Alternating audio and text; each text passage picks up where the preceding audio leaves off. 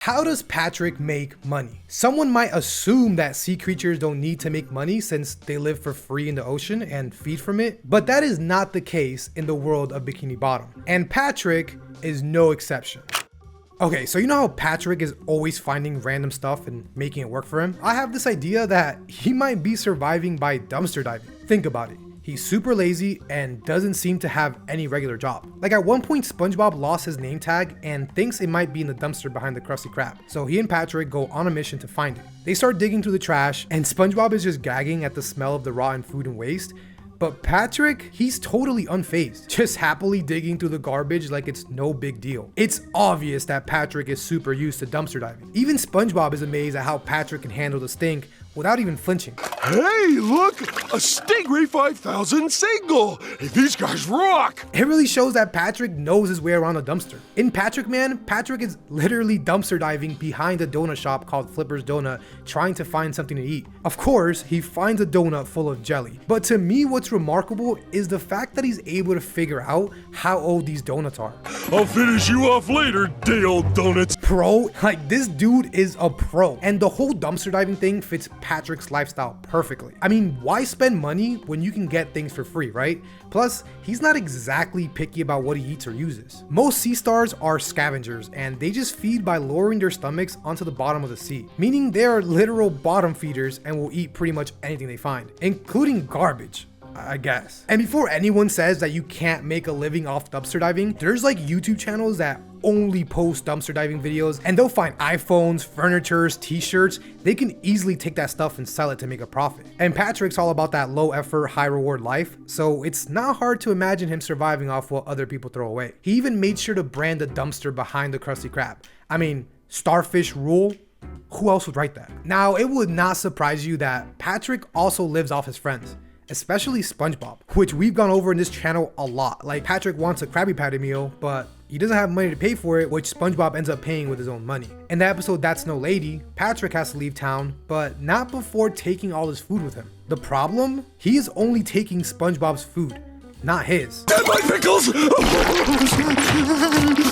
I can't believe you're leaving, Patrick! With all my pickles! This literally shows how SpongeBob is super generous and Patrick totally takes advantage of that. SpongeBob doesn't seem to mind it though. He's always willing to help out Patrick, whether it's giving him food, a place to stay, or just being a good friend. But Patrick basically living off of SpongeBob's generosity, that doesn't kind of sit right with me. Now, my first job fresh out of high school was in construction. One day, one of my coworkers fell 2 stories while working on the side of a building. Luckily, he survived, but not without some serious injuries. Today, 10 years after the fact, he is still dealing with pain and discomfort from that day. Since we were both fresh out of high school with no job experience and even less knowing and understanding our rights as workers, my friend never saw any sort of compensation since the owner of the company assured him he was gonna take care of him. Now, he did in fact pay for his medical bills, but in hindsight, my friend should have been compensated way beyond that. This is why I'm happy to have the opportunity to work with the very first sponsor of the channel, the law firm of Morgan & Morgan. Being the largest injury law firm in the United States, they have the manpower, legal expertise, and years of experience dealing with any case. Literally over 3 million people, like you call them, every year in their time of need.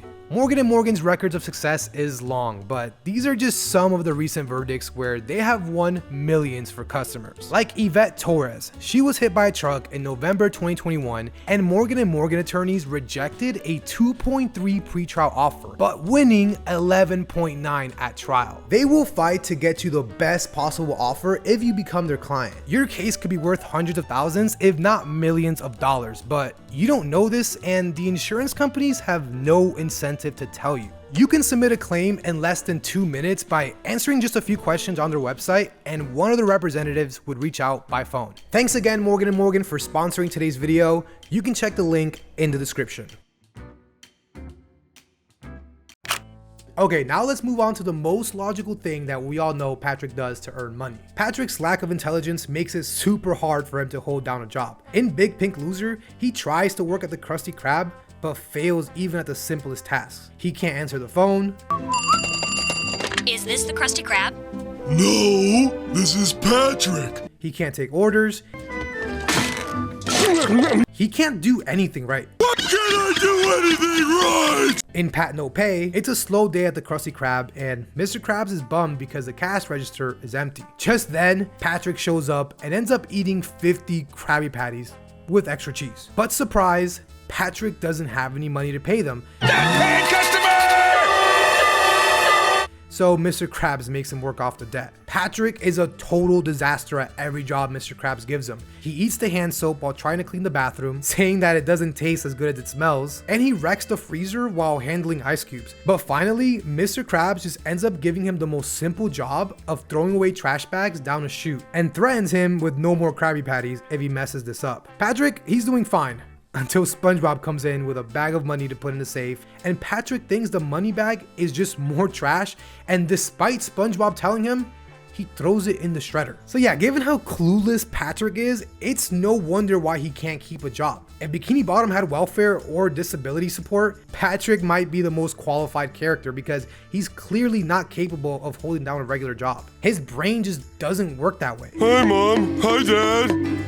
Son, you recognized us this time. I think Patrick's low intelligence is a big reason why he's always mooching off SpongeBob or just finding other ways to get money without working. This leads me to believe that Patrick must be in what I call an unemployment cycle. Now, this is the idea of Patrick working just enough to get unemployment benefits and then quitting. It actually makes a lot of sense if you think about it. Patrick has never had a long-term job, and he's definitely not motivated to keep one. If Bikini Bottom has any kind of unemployment benefits, Patrick is totally gaming the system. He's the kind of guy who'd do the bare minimum to qualify for benefits and then live off of that until he needs work again. It's all about doing the least amount of work possible for him. In order to get unemployment benefits, you need to have worked a certain amount of time and earn enough wages during what's called a base period, which is usually like the last year or so. Also, you can't just quit your job for no reason. You need to have been laid off or let go for reasons that weren't your fault, like being stupid and being bad at everything you do, just off the top of my head. But once you're out of work, you have to keep looking for new jobs and be ready to accept one if it comes along. The idea is that you're temporarily out of work, but